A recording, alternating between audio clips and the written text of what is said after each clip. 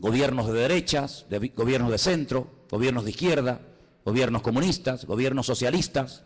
En fin, hay cantidad de formas de llevar a este mundo, pues, por distintos caminos. Pero la Biblia nos habla de un nuevo orden, de un nuevo gobierno, que en cierto sentido tendrá un poco de todo lo que les acabo de comentar. Tendrá un poco de monarquía, un poco de comunismo, un poco de democracia, un poco de capitalismo. Será como una especie de mezcla, pero también es un sistema completamente nuevo. El hombre nunca ha visto ese sistema de gobierno que en los últimos tiempos se levantará, y se levantará del antiguo territorio que ocupó el Imperio Romano. Yo no sé cómo estáis de geografía y de historia, pero el antiguo Imperio Romano conquistó prácticamente todo el continente europeo, de punta a punta, todo el Magreb, todo lo que son las naciones del norte de África y parte de Oriente Medio, incluido Siria, Egipto, Palestina y otros países más. De ese antiguo territorio romano, un territorio enorme, la Biblia nos enseña que en los últimos tiempos se formará un nuevo orden mundial, se levantará un gobernante que no sabemos su nombre, pero sí tenemos muchísima información acerca de este personaje, que no es un personaje de la mitología, ni es una especie de engendro entre algo espiritual y algo físico, sino que será un hombre de carne y de hueso, con padre, con madre, con genealogía, con lugar de nacimiento, con pasaporte, etcétera, etcétera. Digo esto porque a veces Hollywood y algunas películas muestran al famoso anticristo como una especie de relación entre Satanás y una mujer, y nace ahí una cosa que no sabe si es un demonio o es un niño. Olvídense de eso. El anticristo, y dicho sea de paso, el único en la Biblia que llama a este personaje el anticristo es el apóstol Juan. Esa palabra no aparece en ninguna parte de la Biblia, sino solamente cuando Juan habla de este personaje. Anticristo, alguien que se opone a Cristo, alguien que ocupa el lugar de Cristo, porque el anticristo no será un ateo. Satanás no es tonto. Satanás sabe perfectamente que lo espiritual siempre al hombre le tira, por un camino o por otro. Luego el anticristo no será un ateo, sino será una persona que caerá en lo más bajo que puede caer un ser humano, y es en la egolatría. Es pretender recibir adoración como si fuera un dios. Esto no es nada nuevo. Ya en Egipto, en Roma y en otros imperios se ha visto como el hombre ha querido ser adorado. Y al faraón se le llamaba el hijo del dios Ra, el hijo del sol. Y en Roma sabemos que miles de personas fueron matados y fueron asesinados y fueron quemados porque querían recibir adoración y querían incluso que se les presentara sacrificios y flores y reconocimiento. Así que el anticristo será una persona que al principio, digamos que, entre comillas, respetará todos los cultos, todas las creencias, todas las religiones, todo vale, no pasa nada, pero vamos a ver cómo después la Biblia nos dice que pega un cambio, y vamos a ver cómo a lo espiritual le va a dar una importancia tremenda, porque el anticristo, que en el Antiguo Testamento se le llama God, G-O-G.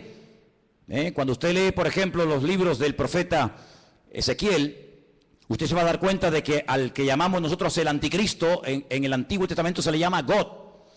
Fijaros qué cosa tan interesante.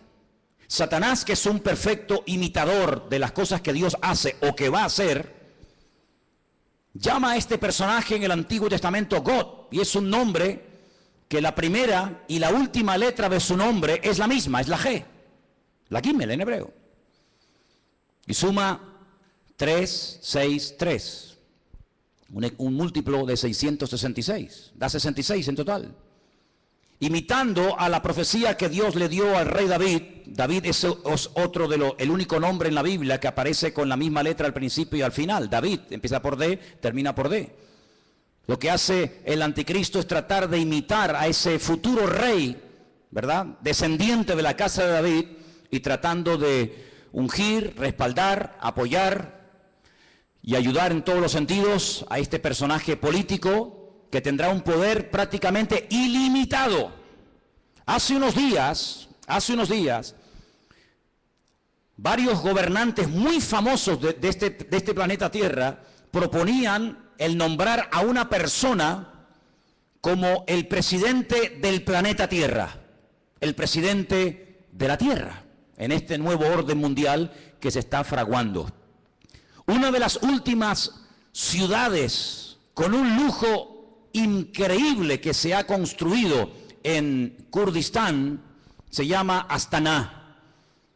Lo habéis visto en algunos grupos ciclistas que llevan Astana, ¿verdad? Y tienen un grupo muy famoso de ciclistas. Astana fue fundada por los Illuminati y por las logias masónicas. Todos los edificios y todos los símbolos de la ciudad de Astana en el Kurdistán, todos tienen que ver con símbolos masónicos y de los Illuminati. No voy a entrar demasiado en esto, pero los Illuminati son personas que pueden ser políticos, pueden ser presidentes de país, de gobiernos, pueden ser deportistas, pueden ser artistas, etcétera, etcétera.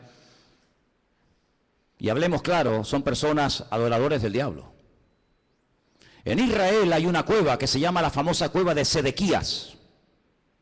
Se llama la cueva de Sedequías porque cuando el rey Nabucodonosor sitió la ciudad de Jerusalén durante más de un año, el rey que en ese momento gobernaba Jerusalén se llamaba Sedequías y huyó por esa cueva y dice que lo alcanzaron en la llanura del valle de Jericó, que está como unos 8 o 10 kilómetros de allí.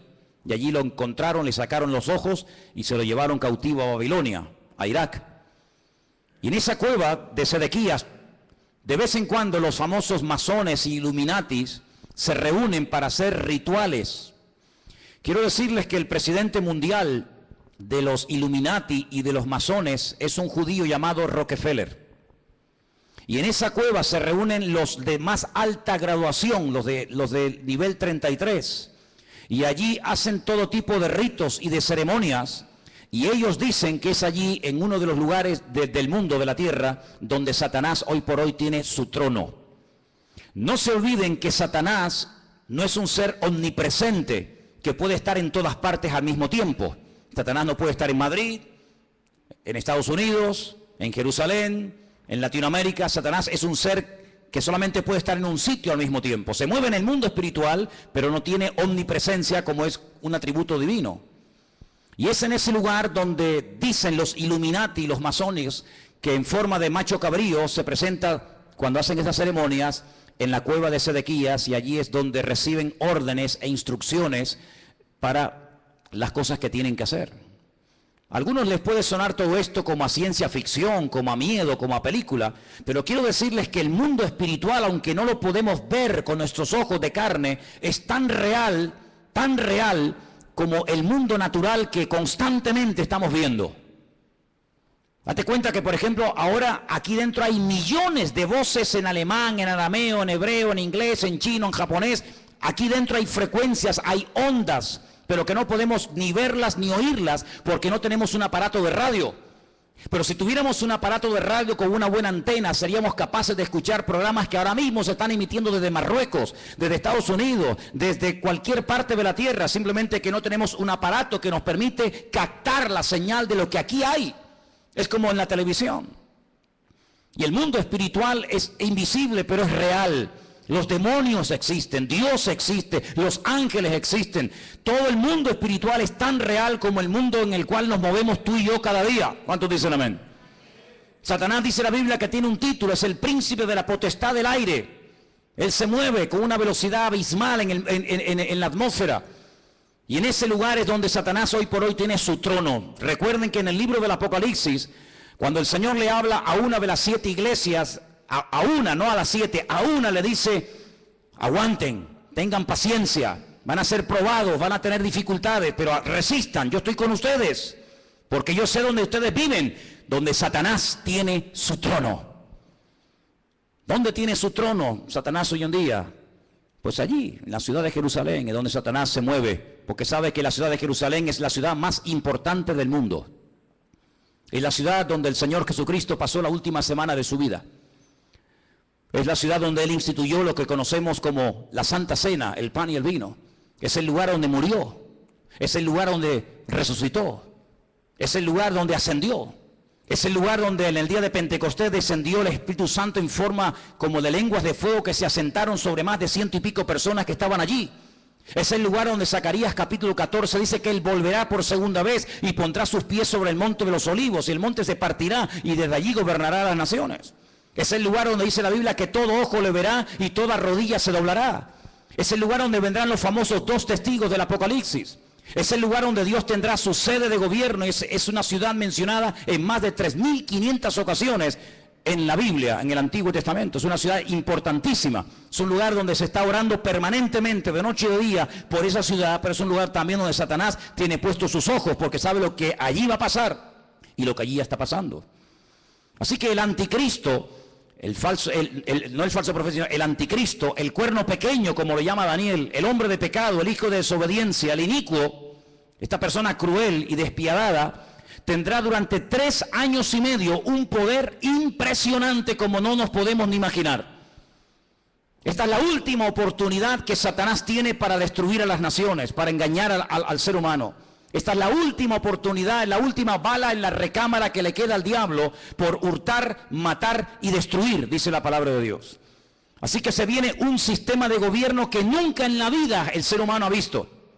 Pero, como hemos leído, este hombre, este falso Cristo, este falso Mesías, el anticristo, dice la Biblia que hará alianza, escuchen bien, hará pacto y tendrá el respaldo económico y espiritual de un ente espiritual, por así decirlo, de un grupo religioso que la Biblia lo denomina la Gran Ramera o la Gran Babilonia. ¿Y quién es esta Gran Ramera? ¿Quién es la Gran Babilonia? Bueno, voy a leerles algunas cosas y ustedes lleguen a sus propias conclusiones. La Biblia dice en el libro del Apocalipsis, seguimos en Apocalipsis capítulo 17,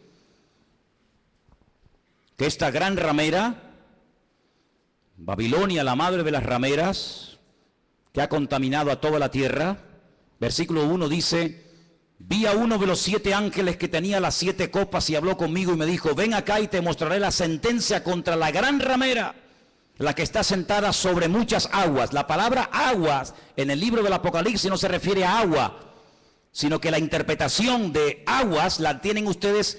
Hacemos un pequeño salto en el 17:15. Vean la interpretación. Las aguas que has visto donde la ramera se sienta, ¿qué es? Son pueblos, muchedumbres, naciones y lenguas. Esa es la interpretación de la palabra aguas. Entonces, vino a mí uno de los 7 ángeles que tenía las 7 copas y habló conmigo y me dijo: ven acá y te mostraré la sentencia contra la gran ramera, la que se ha sentado sobre pueblos, muchedumbres, naciones y lenguas. ¿Veis cómo lo podéis entender mejor? Versículo 2. Con la cual han fornicado los reyes de la tierra y los moradores de la tierra se han embriagado con el vino de su fornicación. Me llevó el Señor en el espíritu al desierto. La palabra desierto en hebreo es Bamidbar, es el lugar donde Dios habla, en la soledad, en la quietud, en la calma, donde Dios saca a su pueblo para hablarle y revelarle cosas profundas de su corazón. Y dice que allí vio una mujer sentada sobre una bestia escarlata, llena de nombres de blasfemia, que tenía 7 cabezas y 10 cuernos. ¿Cómo estaba vestida esa mujer? Esa institución religiosa, ¿cómo se vestía? Dice que se vestía de púrpura. Interesante, ¿no? Y de escarlata.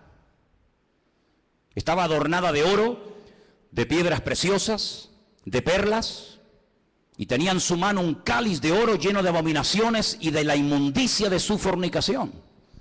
Así se vestían sus ministros, de púrpura y de escarlata, y tenía joyas y piedras preciosas en abundancia. Ahora, analicemos hoy en día en el espectro espiritual de nuestro planeta Tierra, vayamos una por una a ver quiénes pueden ser.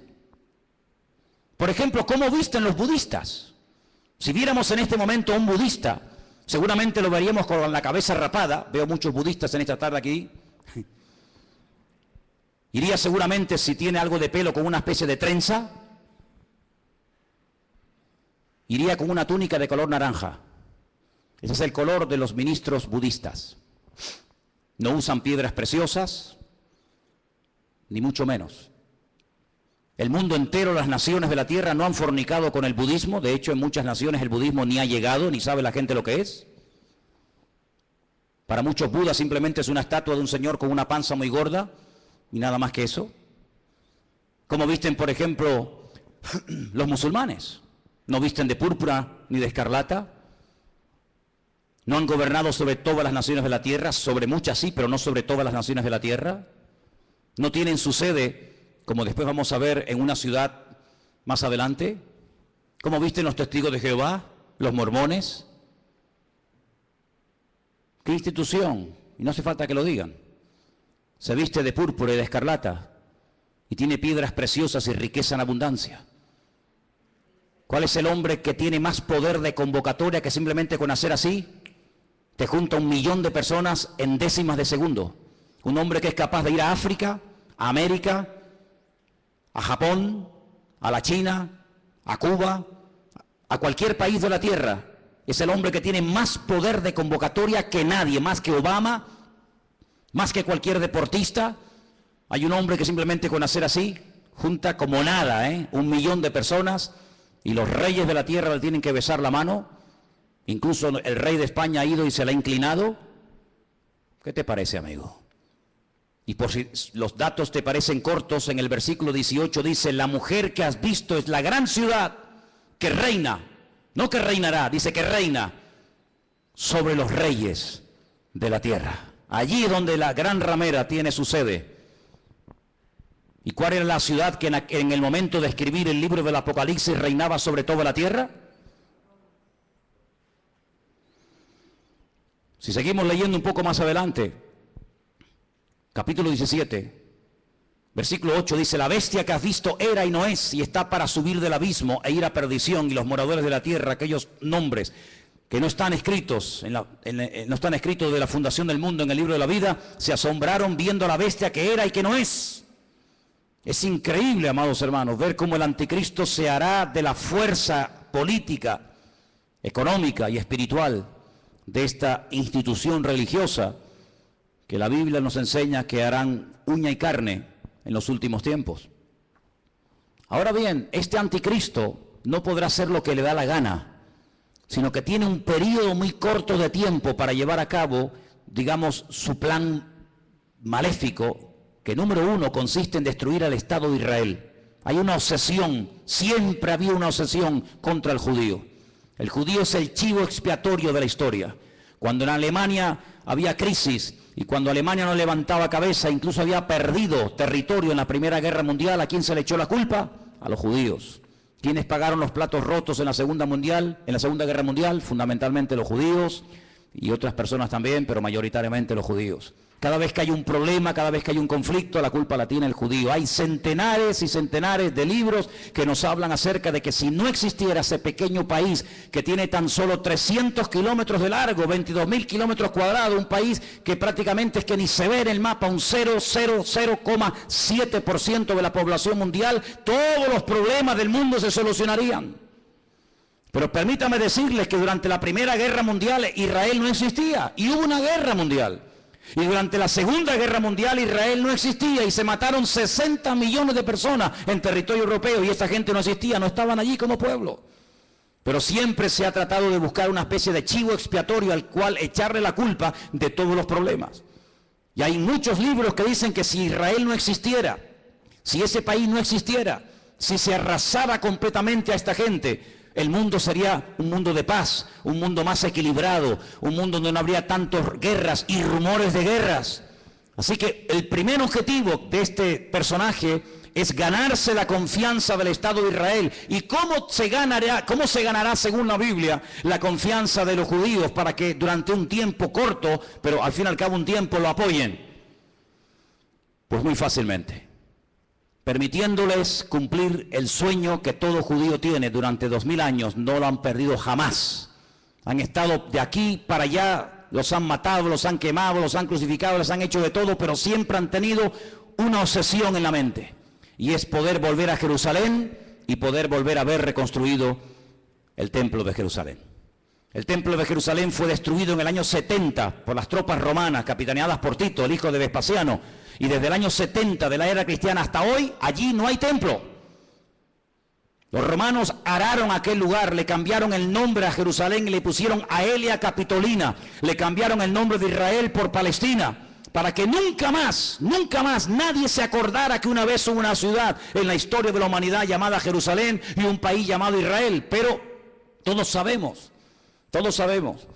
que ese país ahí sí sigue existiendo. 7 guerras, ningún país moderno ha tenido que soportar 7 guerras, donde incluso ha tenido que pelear a veces hasta con 14 naciones a la vez.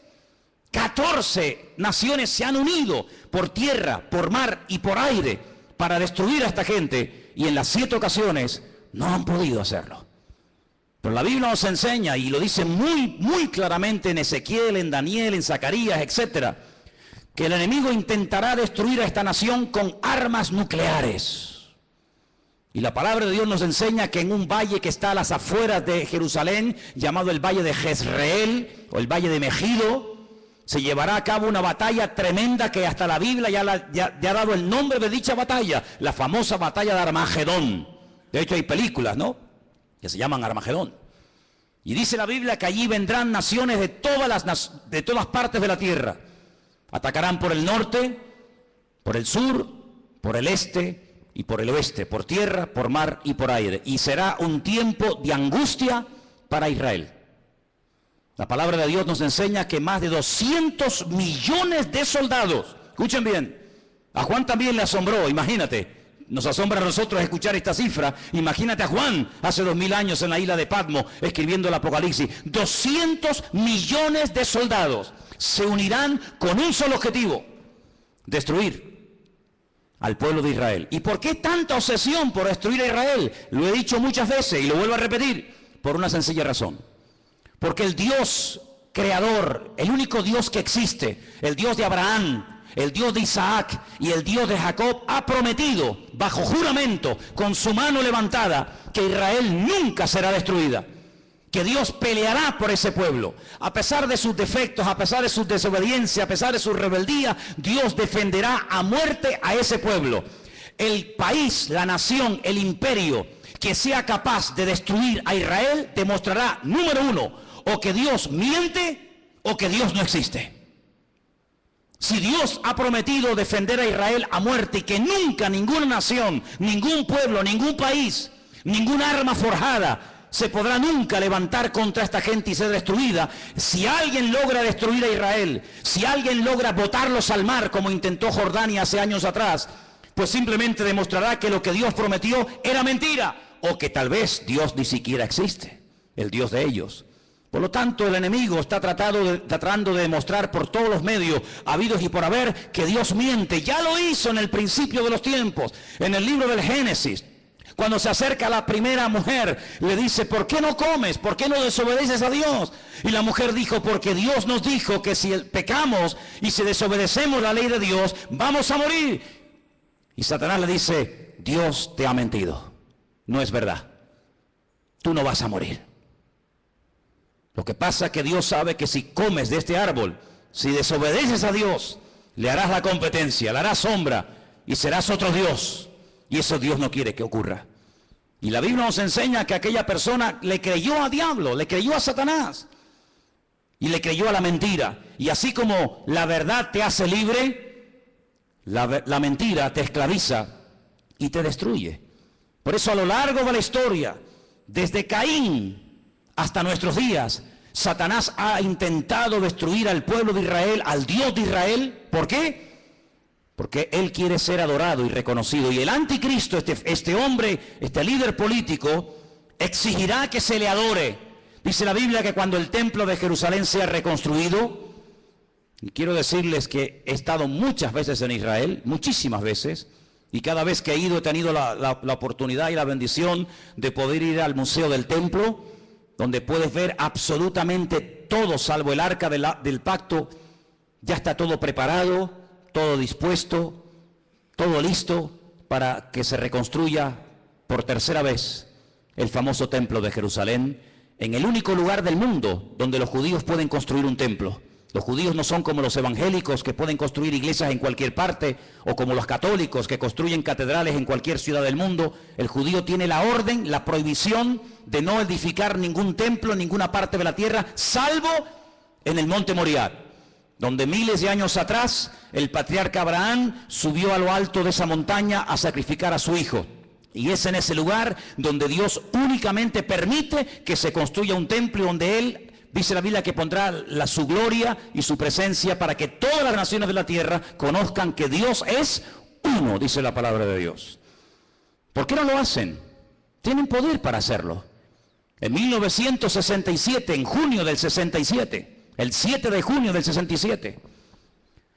La Biblia nos enseña, o la historia, perdón, nos enseña que las tropas de Israel entraron y conquistaron toda la ciudad de Jerusalén. No podían entrar en Jerusalén. Pero en el 67 tomaron toda la ciudad. Subieron a lo alto del monte, pero le dejaron hasta el día de hoy a Jordania que administre las explanadas del templo, donde está la famosa mezquita de Omar y la famosa mezquita de Al-Aqsa. Pero es allí donde algún día, dice la palabra de Dios, que el templo será reconstruido. Y a los 3 años de ser edificado ese templo, nos dice en Tesalonicenses, justo a los 3 años, este personaje entra al lugar santísimo, lo profana, y entonces exige que todo el mundo le adore y le reconozca como el único Dios. Quiero leerles en 2 de Tesalonicenses capítulo 2, versículo 1, escuchen bien la lectura. Dice el apóstol Pablo, con respecto a la venida de nuestro Señor Jesucristo, de eso está hablando, y nuestra reunión con Él, os rogamos, hermanos, que no os dejéis mover fácilmente de vuestro modo de pensar, ni os conturbéis, ni por espíritu, ni por palabra, ni por carta, como si fuera nuestra, en el sentido de que el día del Señor está cerca. Nadie os engañe en ninguna manera, porque no vendrá sin que antes venga la apostasía, el desmadre, el descontrol total y absoluto. En ese ambiente de desmadre, de descontrol, de guerras y rumores de guerra, de crisis y más crisis, en ese ambiente se levantará el anticristo. Porque viene ofreciendo paz, viene ofreciendo seguridad y viene ofreciendo estabilidad a un mundo que entrará en caos y entrará en picado y no habrá forma de solucionar el problema. Vendrá la apostasía. Dice la Biblia que en los últimos tiempos muchos que se llaman creyentes o cristianos o seguidores de Dios o de Cristo apostatarán de la fe, llegarán a escuchar hasta espíritus engañadores, espíritus malignos, llegarán a creer en cuanta cosa rara y extraña aparezca por el escenario y se producirá un enfriamiento a nivel mundial por parte de muchos que se llaman creyentes. Dice, y el amor de muchos a consecuencia de que se ha multiplicado la maldad se enfriará. Y si aquellos días no fueren acortados, nadie se podría salvar. Dice, más por causa de los escogidos, y por ahí están los listos de turno, que siempre dicen, no, pero los escogidos son los judíos, no somos nosotros. Eso es mentira. Están engañados. Si están enseñados, están engañados. La palabra escogido es ecleto. La palabra ecleto aparece en Primera de Pedro, cuando Pedro le escribe a gentiles, no a judíos, a gentiles, y les dice, vosotros, que antes no erais pueblo, si eran judíos, eran pueblo. No, pero es que vosotros no erais pueblo, porque el único pueblo que Dios tuvo en el pasado fue Israel. Vosotros que no erais pueblo, ahora sois pueblo de Dios. Real sacerdocio, amén.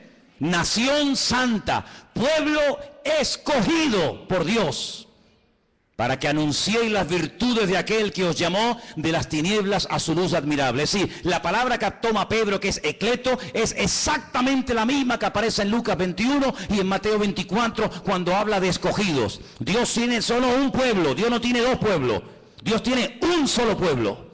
Y en ese pueblo forman parte todos aquellos hombres y mujeres que han aceptado a Cristo como su Señor y Salvador personal. Punto. ¿Cuántos dicen amén? Y dice que si no fueren acortados aquellos días, pero por causa de los escogidos tiene que acortarlo, nadie se podría salvar. Entonces dice que cuando venga la apostasía, muchos, no todos, muchos se apartarán. Y estamos viendo gente que antaño predicaba el Evangelio, ya ni lo predican, ni sirven al Señor, ni se congregan. Y no se asusten ni se sorprendan. Pedro dice, hermano, no os sorprendáis, como si alguna cosa extraña estuviera ocurriendo. Ya os hemos predicado, ya os hemos profetizado, ya les hemos escrito. Dice, y después de mi partida, yo procuraré que ustedes tengan memoria de esto, para que no se olviden, que muchos apostatarán de la fe, que muchos se apartarán, que muchos se olvidarán de Dios, incluso hasta lo van a renegar y lo van a rechazar. Dice que cuando venga, antes de que venga el Señor, tiene que venir la apostasía y se manifieste el hombre de pecado, el hijo de perdición. ¿Y qué hace este hombre? Versículo 4, se opone, se levanta contra todo lo que se llama Dios o es objeto de culto. No permite que haya todo tipo de religiones y todo tipo de creencias, sino que va a ser una persona que va a controlar el tema espiritual o religioso. Dice, y es de tal manera este personaje cruel, que dice que se sienta en el templo de Dios como Dios, haciéndose pasar por Dios. Y el único templo que Dios ha tenido y tendrá es el templo de Jerusalén. Por lo tanto, la Biblia nos habla clarísimamente acerca de que el templo de Jerusalén va a ser reconstruido otra vez. Sí, hermanos, otra vez va a ser reconstruido. Aunque nos parezca extraño, nos parezca imposible. También era imposible que hace 60 años esta gente tuviera un país llamado Israel, y es posible. Ahora vosotros sabéis lo que lo detiene, a este anticristo, a este personaje siniestro, macabro. Dice, vosotros sabéis lo que lo detiene, a fin de que a su debido tiempo se manifieste. Ya está en acción el misterio de la iniquidad, solo que hay quien al presente lo detiene hasta que él, no ella, él a su vez se ha quitado de en medio. Entonces se manifestará aquel inicuo. La palabra inicuo, pues es una palabra que significa un hombre cruel, sin principios, sin moral, un salvaje, despiadado, una bestia, hasta que ese inicuo sea matado con el espíritu de la boca del Señor, y lo matará el resplandor de su venida. He hecho una lista de cómo, de todas las formas que la gente moría en los tiempos de la Biblia. Tengo una lista enorme. Hay gente que murió comida por perros, gente que murió comida por gusanos, gente que murió crucificada, gente que murió apedreada, gente que murió quemada, gente que murió a palos, gente que murió clavados con un asta, empalados. Hay un montón de tipos de muertes en la Biblia, pero nadie ha muerto como morirá el anticristo. Dice que lo matará el resplandor de la venida de nuestro Señor Jesucristo. Así como el resplandor de la gloria del Señor tiró al suelo al apóstol Pablo y se convirtió y sirvió al Señor con toda su alma y con todo su corazón hasta el último minuto de su vida, el anticristo morirá no de forma natural, sino morirá por el resplandor de la gloria y de la presencia del Señor. Y dice la Biblia hasta dónde va a ser enterrado. Por ejemplo, si quieren saberlo, en Ezequiel 39, del 11 al 14, lean en casa este texto, repito, Ezequiel 39, del 11 al 14, y dice que allí, en Israel, en un valle, Dios le tiene preparada sepultura al anticristo para que todos los que pasen por aquel lugar sepan que hasta aquí, amigo, hasta aquí te permitió el Señor llegar, y aquí tienes sepultura para que todo el mundo que pase sepan que hasta aquí llegó tu fuerza y llegó tu capacidad. ¿Qué te parece?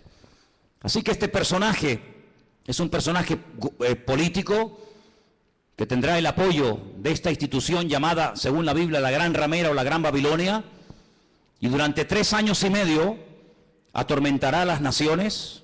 Durante 3 años y medio tratará de llevar a las naciones al auténtico desastre y al auténtico caos. Y hay muchos datos acerca de este personaje en la Biblia. Les voy a leer algunos. Se van a quedar sorprendidos lo que la Biblia nos dice acerca de este hombre. Por ejemplo, en capítulo 7 de Daniel, miren lo que dice acerca de este personaje, Daniel 7. Los 10 cuernos significan que aquel reino se levantarán 10 reyes, después se levantará otro, el cual dice será diferente, totalmente diferente. Hablará palabras contra el Altísimo, fíjate, está obsesionado con Dios. Hablará palabras contra el Altísimo, contra los santos del Altísimo, y los quebrantará. Pensará, fíjate qué cosa, pensará en cambiar los tiempos y la ley. Hacer un calendario nuevo, leyes nuevas. Qué curioso que la semana pasada, a punto de que se firme este nuevo tratado de libre comercio, donde desaparecerán los aranceles y los impuestos que hay que pagar en la aduana, y podrán viajar las mercancías desde China a Estados Unidos, de Estados Unidos a Europa, de Europa a Oriente Medio, etcétera. Alguien dijo que ante estos cambios globales, mundiales, que están a punto de suceder en poco tiempo, donde se ha vuelto a reunir el famoso Club Bilderberg y muchos políticos han ido a Roma a hablar con el Papa, y donde el G7 se ha reunido otra vez como casi clandestinamente, porque están a punto de producirse y de firmarse acuerdos que van a cambiar el mundo en cuestión de días. Qué interesante que todo esto está ocurriendo aquí, en nuestras narices. Pero es interesante notar que en esa reunión alguien se levantó y dijo, y esto ha salido publicado en la prensa, que lo que hace falta es establecer un nuevo sistema también de justicia. Es decir, la justicia, las leyes, los abogados, los magistrados que tenemos en este momento no sirven, no pueden llegar a tener el control de la justicia que hace falta para estos cambios que se vienen. Hace falta otro tipo de jueces, otro tipo de abogados, otro tipo de fiscales. Qué curioso, cambiar las leyes. Una de las instituciones que el anticristo quiere cambiar es la justicia. Y quiere hacerlo lo más injusta posible. Parece que una paradoja, ¿no? La justicia que sea injusta. La ley del embudo, donde el que tiene cada vez tendrá más y donde el que no tiene cada vez tendrá menos. Querrá cambiar la justicia, la política, el orden social. Dice la Biblia que una de las cosas que harán los que tienen poder para dictar leyes es presentar leyes terribles como si fueran buenísimas. Y leyes que han sido buenísimas, que han preservado a las naciones de la destrucción. Leyes con un principio moral, leyes con un principio de perdón, de misericordia, desaparecerán y a lo malo lo presentarán como bueno y a lo bueno como malo. El jefe de todos los masones de Europa, Jacques Chirac, expresidente de la República de Francia, padre de la Constitución Europea, incluso ha llegado a proponer que en un ambiente de libertad, de igualdad, el ser humano puede llegar a casarse con un animal y hacer una ceremonia oficial donde si te enamoras de tu vaca o de tu perro te puedes casar con él. O si tu perro se enamora de ti, no sé si le dirás sí o no. Y eso es lo que él ha llegado a proponer. Que todos los seres humanos sean equiparados al nivel de las bestias. Y donde un animal puede casarse con un hombre con un animal.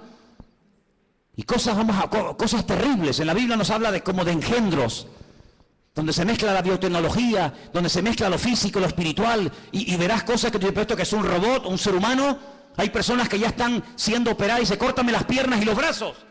Quiero otro tipo de piernas y de brazos. Y ya están haciendo engendros y manipulaciones genéticas sin precedente en la historia de la humanidad. Qué curioso que la Biblia, desde el libro del principio de la Torá, prohibía todo tipo de mezclas y todo tipo de injertos y todo tipo de cambios, ¿verdad? Sin embargo, el hombre intentará cambiar los tiempos, intentará cambiar las leyes. Serán entregados en sus manos por tiempos y la mitad de un tiempo. Es lo mismo, 3 años y medio. 42 meses. Pero se levantará el juez con mayúscula, le quitará el dominio, será destruido y arruinado, y el reino y el dominio y la majestad y los reinos bajo el cielo serán entregados al pueblo de los santos, cuyo reino es reino eterno, y todos los dominios le servirán y le obedecerán al Rey de Reyes y al Señor de los Señores. ¿Cuántos dicen amén?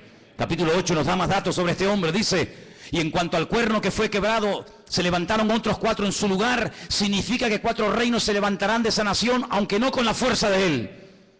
Estos 10 cuernos, constantemente, en esta tarde habéis oído 10 cuernos, 10 cuernos.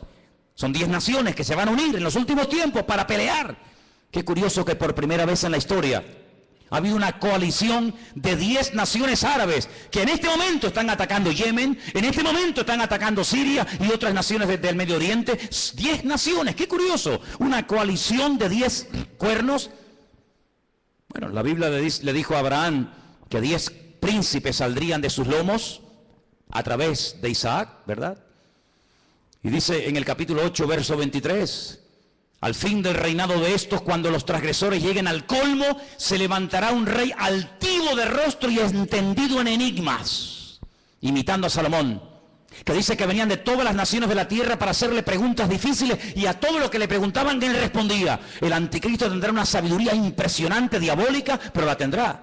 No te olvides que el Señor, cuando creó a este ser tremendo, que no era en ese momento Satanás, sino un querubín, dice que lo dotó de una sabiduría espectacular, de una hermosura sin precedentes. Satanás es capaz de hablar en todos los idiomas de la tierra, de entender todas las cosas que jamás en la vida le podrán caber en el cerebro a ningún ser humano. Y todo eso se lo dará, dice la Biblia, poder, autoridad, respaldo, apoyo a este personaje. Verso 24, y su poder se fortalecerá, pero no con su fuerza propia. Causará grande ruina y prosperará. Qué curioso, por una parte causa ruina y por otra parte prospera. Qué tremendo que los que causan ruina a los demás siempre son prosperados ellos. Es interesante, ¿no? Causan ruinas, destruyen pueblos, saquean ciudades, hacen destrozo, pero estos que le arruinan la vida a millones de seres humanos, luego son los tipos más ricos del mundo. Y uno dice, ¿cómo es posible que este hombre que ha sido elegido por el pueblo, o se puso él teóricamente para ayudar al pueblo, no solamente nos complique la vida y nos arruine y nos mate, y encima el tipo este tenga fortunas en Suiza, sabe Dios dónde? Así será el anticristo. Hará arbitrariamente, es decir, hará lo que le da la gana.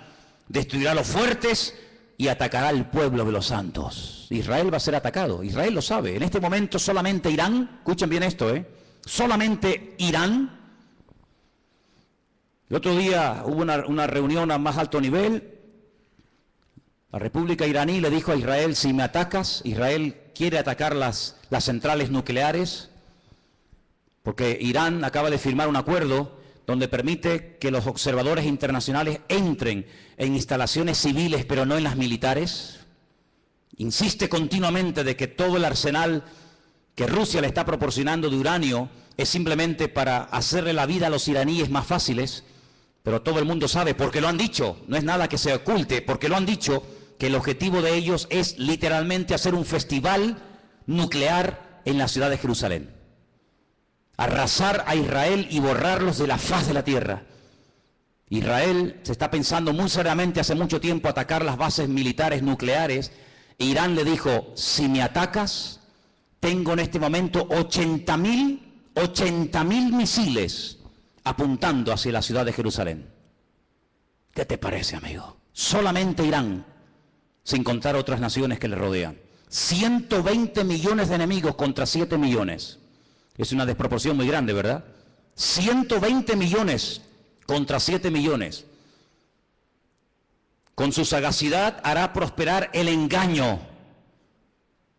Todo lo que estamos viendo de corrupción, de engaño, de ladrones y sinvergüenzas que han saqueado y robado lo que les ha dado la gana, que entran por una puerta y salen por la otra, todo esto es simplemente un pequeño botón de muestra, como preparándonos psicológica y mentalmente para lo que viene. Dice que este hombre, con sagacidad, con trampas, con triquiñuelas, con mentiras, hará prosperar el engaño, se engrandecerá en su corazón y sin previo aviso atacará y destruirá a muchos. Estoy leyendo la Biblia, no estoy leyendo nada raro, estoy leyendo la Biblia. Se levantará contra el príncipe de los príncipes, pero será quebrantado, aunque no por mano humana. Fijaros cómo el enemigo ha ido adaptando la estrategia según los tiempos. Caín, el primer asesino, se levanta y mata a su hermano Abel, pero no mató ni a su padre, ni a su madre, ni al otro hermano. Dejó a más gente viva que los que realmente mató, ¿sí o no? Qué curioso, Caín mató a uno, pero dejó vivo a más gente. Cuando pasa el tiempo, dice la Biblia que otra persona que también tiene el mismo espíritu de Caín, pero elevado a la máxima potencia, va más allá y dice, en vez de matar a uno, matemos a todos, pero solamente a los varones. Y deja a todas las mujeres vivas. Sabemos también que Moisés se salvó y etcétera. Pero fíjate, Caín mató a uno, pero dejó vivos a otros. Pero Faraón quería matar a todos los varones y la muerte iba en aumento. Pero cuando no lo consiguió, el mismo espíritu de Caín que habitó en Faraón salpicó y se apoderó de aquel rey perverso de Amán, allí en los tiempos de la reina Esther, y dijo, no solamente a los hombres, sino a los hombres, a las mujeres, a los niños, y arrasemos con todo. Es decir, que no ha ido a menos, sino que la maldad siempre ha ido a más, siempre ha ido a más. Por lo tanto, todo lo que hemos visto a lo largo de la historia son simplemente pequeñas pinceladas de lo que le espera a esta tierra. Si saltamos al capítulo 11 de Daniel, sigue dando datos muy interesantes. Dice aquí, hará este rey según su voluntad. Se ensoberbecerá, se engrandecerá sobre todo Dios, y contra el Dios de los dioses hablará. Y dice aquí, y prosperará. Es increíble, Y prosperará. Por eso dice la Biblia, no tengas envidia del hombre malo que prospera en su camino. Porque a veces los malos también son prosperados, pero no por Dios. Y dice aquí, hasta que sea consumada la ira y lo que está determinado se cumpla. Ahora fíjate qué dato tan interesante. Yo sé, y algunos seguramente me lo harán notar, que en el texto original no existen palabras con mayúscula y palabras con minúscula. No existe ni en griego ni en hebreo palabras con mayúscula y con minúscula, que en nuestro idioma es muy importante, porque no es lo mismo la palabra Dios con minúscula que la palabra Dios con mayúscula. No es lo mismo la palabra Señor con minúscula que la palabra Señor para referirnos a Dios en mayúscula. En la Biblia hay un término específico para cada palabra, por lo tanto no hace falta recurrir a esto de mayúsculas y minúsculas. Pero en nuestra Biblia dice en mayúscula, del Dios de sus padres. Luego sus padres eran creyentes. Los padres del anticristo eran creyentes del verdadero Dios. Porque dice, del Dios, repito, con mayúscula de sus padres, no hará caso. Fue criado en una educación, digamos, religiosa, correcta, con el Dios verdadero. Lo mamó en la casa con sus padres, pero dice, no hará caso de ese Dios, de esa enseñanza. Y dice algo interesante que puede tener varias interpretaciones. Ni del amor de las mujeres hará caso. ¿Quiere decir que será un homosexual? ¿Que no se casará? Interprételo usted como quiera. Pero dice que a este hombre no le interesa perder el tiempo. Ustedes saben que cuando un hombre se enamora de una mujer se vuelve medio idiota, medio tonto, ¿no? Por lo tanto, él dice, yo tengo un objetivo y si enamorarme de esta o de aquella me va a quitar mi tiempo, dice, ni hará caso de las mujeres. Increíble. No respetará a Dios alguno, porque contra todo se engrandecerá. Honrará en su lugar al Dios de las fortalezas. Y tú dices, ¿este quién es? El Dios de las fortalezas. No hará caso del Dios verdadero que sus padres le inculcaron y le enseñaron. Dejará ese Dios verdadero y comenzará a adorar, dice aquí, al Dios de las fortalezas. Ahora, el libro de Daniel es el único libro de la Biblia que está escrito en dos idiomas diferentes. Todos los libros del Antiguo Testamento están escritos en hebreo y los del Nuevo Testamento en griego, pero Daniel no. Daniel, parte del libro está escrito en arameo y parte está escrito en hebreo. Se lee igual, pero significa lo mismo. Cuando usted lee del Dios de las fortalezas lo honrará, dice textualmente, Alá Maozín. Y menciona la palabra Alá. ¿Saben que las siguientes Biblias que se van a vender dentro de muy poco tiempo, que ya están en circulación en las iglesias evangélicas, dirá, por ejemplo, en el principio creó Alá los cielos y la tierra? ¿Sabían que la palabra Elohim o Dios desaparecerá de muchas Biblias en los próximos años y aparecerá la palabra Alá? ¿Sabían eso? Pues vete espabilando. De Alá, del Dios de la guerra, como dice el texto, a ese Dios adorará. Dice, Dios que sus padres no conocieron. No tiene nada que ver la adoración a ese Dios con el Dios que sus padres le enseñaron. Y dice, lo honrará con oro y con plata, con piedras preciosas y con cosas de alto precio. Hermanos, esto se escribió hace más de 3000 años, ¿eh? Es impresionante cómo hace más de 3000 años el profeta Daniel sabía detalles de la vida de este hombre que en aquel momento lógicamente no existía y que está a punto de aparecer. Y dice, con un Dios ajeno se hará de las fortalezas más inexpugnables y colmará de honores a los que le reconozcan y con precio repartirá la tierra. Pero al cabo del tiempo el rey del sur contenderá con él y se levantará contra él como una tempestad. También le irá mal al anticristo, no te quepa la menor duda, también le irá mal, pero durante un tiempo aparentemente las cosas le van a funcionar. Ante este panorama de este nuevo orden mundial, ante este panorama donde ya el famoso chic que habéis oído y que sabéis que está por ahí por el mundo dando vueltas, donde el dinero en muchas naciones ya ha desaparecido, no es que va a desaparecer, ya ha desaparecido. En Suecia usted va con dinero y no lo puede usar, ya no se usa dinero para pagar nada en Suecia, todo es con otro sistema. Pues dice la palabra de Dios que en los últimos tiempos se va a implantar a nivel mundial un nuevo sistema comercial, donde ya no hará falta llevar dinero. Lo puede perder, se puede olvidar de él, se deteriora, se gasta, se pierde, te lo pueden robar.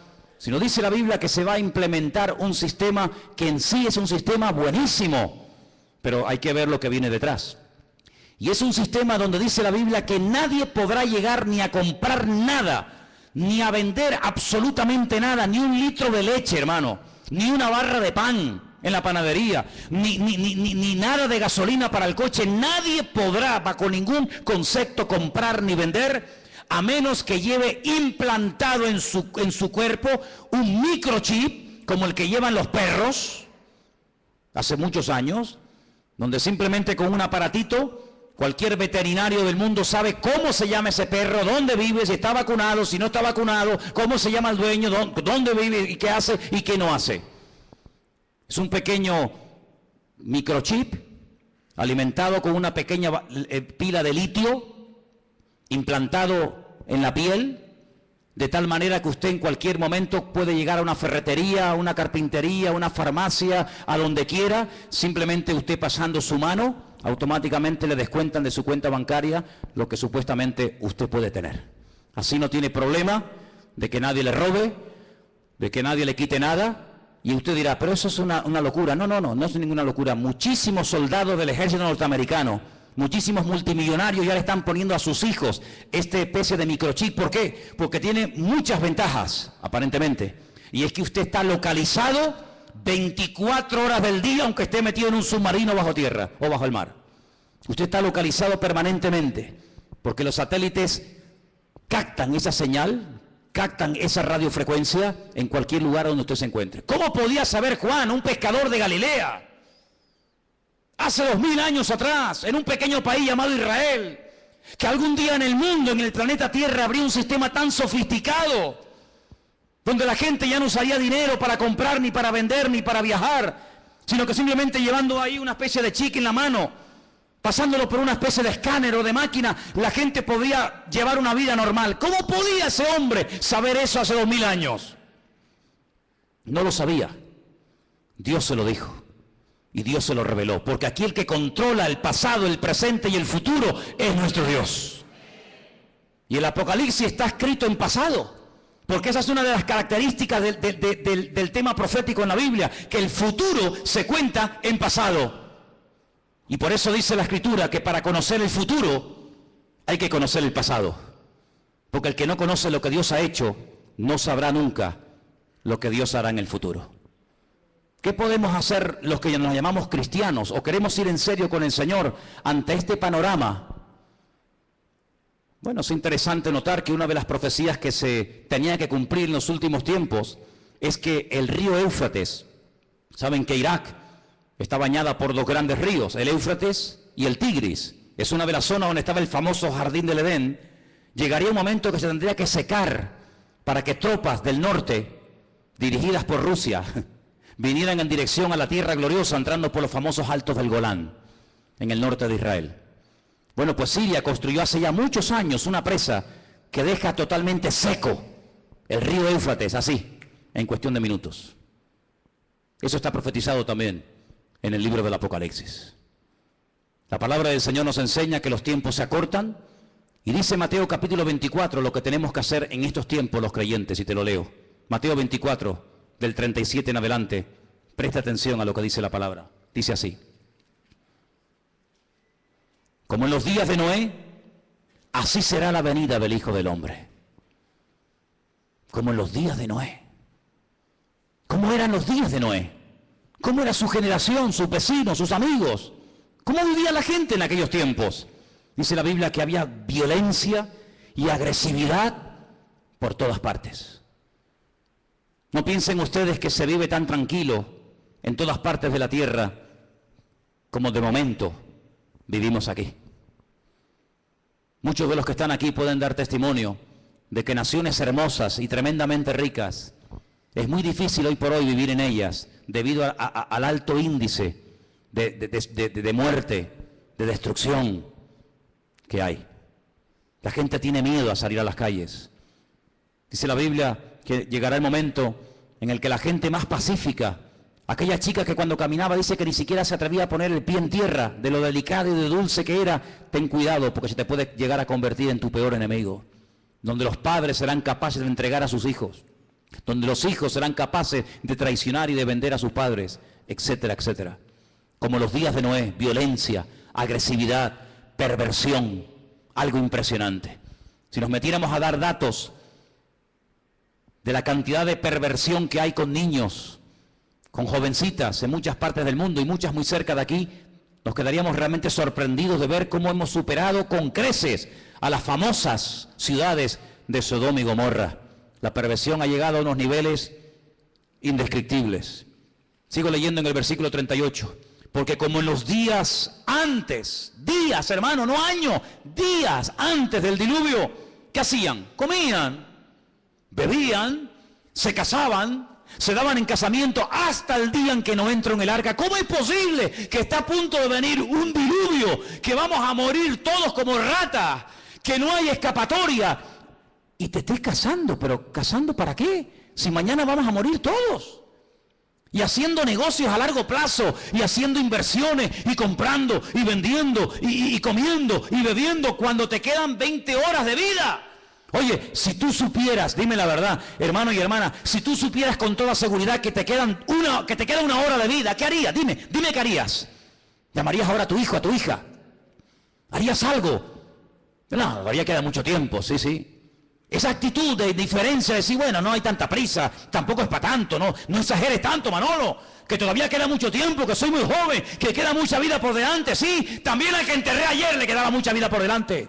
Y con 44 años recién cumplido el lunes, ahora está donde todos sabemos que está. Toda la vida le quedaba por delante, claro. Un chaval con 44 años, pues, hombre, pues imagínate tú lo que puedes vivir, casi otros 40 años más. Pues no, se acostó a las 9 de la noche. Y a las 7 de la mañana, su vida se apagó. ¿Qué te parece? Días antes del diluvio, Noé estuvo predicando y diciendo a la gente, viene el diluvio, que Dios va en serio, Dios te ha dado oportunidad, otra, y mañana, y pasado, y nada, y no hacían caso. Así será la venida del Hijo del Hombre. Dice, no entendieron. Oye, ¿no te ha pasado? Gente inteligente, gente con más o menos un mínimo de cultura, un mínimo de, no sé, de luz, que tú le hablas de cualquier cosa y todo lo entienden. Le hablas de política, 3 horas hablando de política. Le hablas de fútbol, va a abrir, te cuento. Le hablas de lo que quieras. Tocas el tema de la Biblia, tocas el tema del Señor y son los más torpes del mundo. Y un tío tan listo, un tío tan sabio, un tío tan espabilado, un tío que se ha buscado la vida, toda la vida, de todo entiende y de todo sabe. Lo dejas en el desierto y el tío sobrevive. Lo dejas en el Himalaya y el tío se busca la vida. Cuando le hablas del Señor, no entiende nada. ¿Leíste la Biblia? Sí, pero no la entendí. Pero tío, ¿cómo es posible que leas el periódico, leas la revista y todo lo entiende? Y cuando te hablo de Dios, no entendieron. Hay como una nube, hay como una ceguera espiritual. ¿Por qué se creen que comencé el culto cantando abre mis ojos? ¿Piensan que todo esto es casualidad? ¿Que detrás de esto no hay oración y preparación? Y diciendo, Dios mío, háblanos. Claro que lo hay. Abre mis ojos, ¿pero a qué? A la realidad espiritual de lo que se cierne y de lo que viene, hermanos. No entendieron hasta que vino el diluvio. Cuando entendieron era demasiado tarde. Claro, entendiste, pero ya no hay tiempo. Se los llevó a todos. Así será también la venida del Hijo del Hombre. ¿Qué te parece, amigo? Algunos no tuvieron miedo la primera vez que se metieron un pico en las venas. No tuvieron miedo ninguno. Algunos no tienen miedo a tirarse en parapente, en paracaídas, al vacío, nadar entre tiburones, subir al Himalaya y hacer locura. Y venga a beber, y otra. No tienen miedo, pero cuando llega la hora de poner ese valor al servicio de Dios, son unos cobardes. Y la Biblia los llama así, La gente que no tiene valor para creerle a Dios los llama cobardes. Valientes para lo malo, cobardes para lo bueno. ¿No entendieron? Dice, pero por eso estarán 2 en el campo. Uno se va y otro se queda. 2 mujeres estarán moliendo en un molino. La una será tomada y la otra será dejada. Y ahora viene la palabra, escúchala. Velad, velad. Porque no sabéis a qué hora. Es verdad. Pero tal y como están las cosas, la hora no la podemos saber. Pero ¿qué quieres que te diga? Viendo todas las piezas del puzzle, uno las va juntando por aquí, las va juntando por allá, lo que oye por aquí, lo que oye por allá, lo que me cuenta fulano, lo que yo he leído, lo que me han contado, lo que yo veo tal, y va juntando y dice, Dios mío, nos queda poco, la hora imposible. Pero el Señor está cerca. ¿Cuántos lo saben? Sabed esto, que si el padre de familia supiera que hora el ladrón va a venir, velaría y no dejaría minar su casa. Lógico. Si yo sé que esta noche a las 3 de la mañana me va a venir alguien a robar la casa, yo no duermo. Yo no duermo. Yo no lo voy a recibir con una Biblia, ¿eh? Yo me hago de un palo o de un hacha, lo que haga falta, que venga a las 3 de la mañana, que venga. Te voy a dar la del pulpo, te voy a dar. Pero si yo no sé que viene a las 3, yo me voy a dormir, me levanto mañana y cuando me levanto digo, ¡ay va! Que me han robado, que me han quitado esto, que me han quitado lo otro. Pero dice la Biblia, cuando tú sabes que el Señor viene pronto, tú no estás distraído, tú no estás atontado, tú no estás agobiado. ¿Qué es lo que hace el diablo? A uno los revienta a trabajar, como a los judíos en Egipto. Que trabajen como mulas. Así no piensan, así van a llegar a la noche a la cama rendidos. Pero el diablo también a otro le dice, no trabajes tanto. ¿Para qué trabajar tanto? Y los tiene todo el día ociosos, sin pegar palo al agua, y entran en depresiones. Se aburren, comienzan a tontear con esta, a tontear con el otro, mensajitos a este, mensajitos al otro. Entonces los dos extremos, o te revienta a trabajar, para que no tengas tiempo ni para orar, ni para leer la Biblia, ni para congregar. No, estoy muy cansado, no puedo. No, es que no tengo tiempo. O te lleva al otro extremo y dice, no pegues un palo al agua, no seas tonto. Y estás todo el día buscando un juguetito en lo que entretenerte. ¿Qué te parece? El diablo no es tonto, ¿eh? El diablo no es tonto. Saber esto, que si el padre supiese a qué hora habría de venir, velaría y no dejaría mirar su casa. Por lo tanto, tenéis que estar preparados porque el Hijo del Hombre vendrá a la hora que no penséis. ¿Cuántos dicen amén? Os voy a dar una cita para que la leáis tranquilamente en casa. Se titula El Anticristo. Está en Primera de Juan 2, del 18 al 24. El Anticristo. Una de las características de este hombre, ¿cuál será? Ahí está. Primera de Juan 2, del 18 al 24.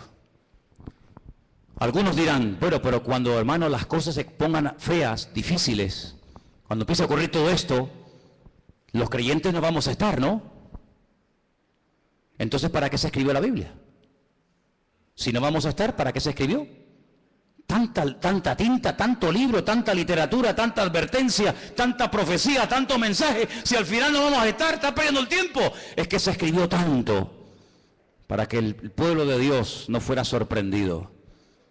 Alguien dijo hace 150 años, escucha bien esto, hace 150 años, alguien dijo, tranquilos hermanos, cuando empiecen las persecuciones, cuando empiecen las matanzas, cuando empiece el mundo a ponerse difícil y duro, el Señor arrebatará su iglesia y aquí no estaremos ninguno. Esto lo dijeron hace 150 años. Es decir, durante 2000 años los creyentes se han estado preparando para servir al Señor a las duras y a las maduras, con persecución o con aplausos.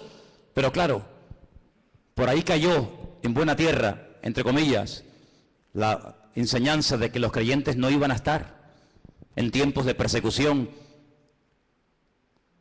Sin embargo, nuestros hermanos de Irak, de Siria, de Corea del Norte y de tantas y tantas naciones que están muriendo quemados, vivos, apaleados, crucificados, degollados como si fueran animales, ¿son ellos creyentes o no? ¿Estarán ellos en pecado y por eso Dios les paga así? Cuando dice la palabra de Dios que los mártires nos tienen que dar ejemplo a todos y a cada uno de nosotros. Por lo tanto, velemos y oremos, porque las cosas no van a ir a mejor. Todo esto de pactos, que si Podemos, que si el PP, que si... Hay algunos que son tan ingenuos, tan tontos, que creen que todo se va a solucionar a base de habla, que te habla y promete y te doy, y tú aquí y tú allá. El Señor dice, la maldad se multiplicará y les sorprenderá a todos, me da igual del signo que sean, como los dolores a la mujer que está a punto de dar a luz, dice, y no escaparán, sino que vendrá sobre ellos la destrucción repentina. Nosotros no tenemos la confianza puesta en el PP, yo por lo menos no, a lo mejor alguno aquí sí. Yo no confío ni en el PP, ni en el PSOE, ni en Ciudadanos, ni en el otro, ni el Melena, yo no confío en ninguno de ellos. Porque todos son hijos del diablo. ¿O no? ¿O no? Porque estás conmigo o estás contra mí. ¿Cómo voy a poner yo mi confianza en el hombre? Maldito el hombre que confía en el hombre. Nosotros ponemos nuestra confianza en el Señor, Dios Todopoderoso. Él no nos va a fallar. Estemos en el diluvio, estemos en la tormenta, estemos en la cárcel o estemos fuera, yo estaré contigo todos los días hasta el fin del mundo y nadie te podrá hacer frente en todos los días de tu vida. Eso es lo que nos dice el Señor y a eso tenemos que agarrarnos ahora más que nunca. Por eso llevo años diciendo cada semana, oh hermanos oremos, hermanos busquemos al Señor, métanse en la palabra, dejen de perder tiempo en tontería, no hagan planes que tú no... hablando de planes, ¿cuántos de los que están aquí tienen planes y meten al Señor en sus planes? Es que lo tenía aquí apuntado y no me puedo ir sin decirlo. ¿Incluyes a Dios en tus planes? A ver, ¿sí o no? Pues lo estás haciendo fatal. Fatal. ¿Que no puedo incluir a Dios en mis planes? No. Pero hermano, no te entiendo. Espera, déjame que te explique. Pues si no te vas a quedar así. Tú no tienes que incluir a Dios en tus planes. Tú tienes que meterte en los planes de Dios. ¿Ves la diferencia? Yo tengo planes, quiero ser médico, quiero ser abogado, quiero estudiar 5 carreras, quiero casarme con un chico alto, guapo, rubio, maravilloso, que habla inglés, arameo, francés, chino, japonés, tenga un coche, un yate, un avión. Claro, esos son tus planes. Y Señor, me tienes que ayudar, me tienes que ayudar, amigo, Tú tienes tus planes, tus proyectos, y ahora me caso, y ahora me divorcio, y ahora compro, y ahora vendo, y ahora voy a la playa, y ahora voy al monte. Tú tienes tus planes y metes a Dios en tus planes. Te equivocas rotundamente, no has entendido nada. Y tú dices, pero ¿cómo se predica en esta iglesia? Sí, amigo, aquí estamos para esto. Si quieres más la papita dulce, vete allá a la esquina que está la guardería Heidi. Aquí yo te digo que la única manera de ir de gloria en gloria y de victoria en victoria no es metiendo a Dios en mi agenda, sino metiéndome yo en su agenda y en sus planes y en sus proyectos. Y entonces Dios te va a bendecir y Dios te va a ayudar. No metas a Dios en tu vida, métete tú en el Señor y entonces el Señor te va a ayudar. Y se abre la puerta, se cierra la puerta, poder decir gloria a Dios, porque Dios está conmigo y nadie me podrá frenar en los días de mi vida. Aleluya. ¿Cómo que tus planes? ¿Qué dices, amigo? ¿Cómo que tus planes? Ya no vivo yo. Ya no vivo yo, es Él el que vive en mí. Por eso es muy difícil ser cristiano, porque ¿a quién no tiene planes? ¿A quién no le gusta? Hombre, a mí me han dicho, ¿cuántas veces me han dicho, ay, yo sé que el Señor tiene que venir, pero que no venga ahora mismo porque yo me quiero casar? Bueno, pues nada. Pues entonces, dile al Señor, Señor, no vengas de momento porque me he comprado el vestido. Me he comprado los zapatos. Y claro, si vienes, ¿cómo me los pongo? Esa es como me dijo a mí una chica cuando inauguramos esta iglesia hace 14 años atrás. Tuvimos cultos sábado y domingo. Y el sábado le dije, mira, cantas tú y tú, y el domingo cantan otras hermanas Y me dice, no, hermano, yo canto el sábado y el domingo. Digo, no, tú cantas el sábado y otro el domingo. Que no, digo, hombre, ¿cómo no? Vamos a ver. Y digo, pero ¿tú por qué tanto empeño en cantar también el domingo? Y me dice, porque me he comprado 2 vestidos. Me he comprado uno para el sábado y otro para el domingo. Y si no canto el domingo no me van a ver el vestido nuevo.